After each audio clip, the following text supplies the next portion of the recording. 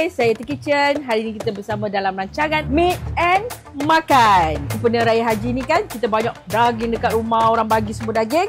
So, hari ni kita buat menu kurma daging. I think semua orang suka makan kurma daging, betul tak? Okey, sambil-sambil kita cakap tu, kita masak lah ya. Okey, so saya pakai minyak sapi sikit. Kita panaskan minyak. Lepas tu, kita tumis bawang macam biasa. Bawang putih, halia, 4 sekawan. Okey.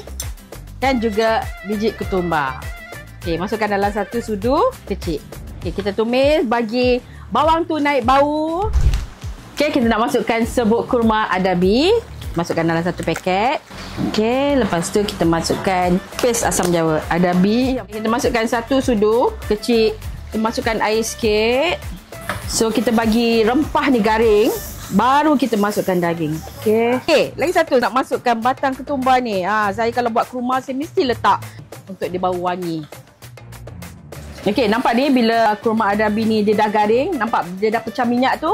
Ni minyak tu timbul. Kita masukkan air lagi sikit. Dan kita masukkan daging.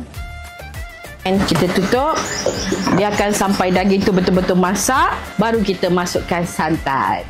Okey, nampak tu dia dah mendidih dah. Kita masukkan santan. Okey, satu kotak. Santan adabi ya. Lepas tu kita perasakan dengan garam. Kita masukkan serbuk perasa. Dan kita masukkan cili hijau. Last sekali saya taburkan daun ketumbar sikit. Okey, kita tunggu dia masak. Okey, dah siap dah kita punya kurma daging. Nampak ni? Inilah menu dia. Kalau boleh makan dengan nasi minyak, nasi hujang panas, nasi putih pun sedap makan dengan sambal belacan. Masya Allah. Berseri raya korban kita dengan kurma daging adabi.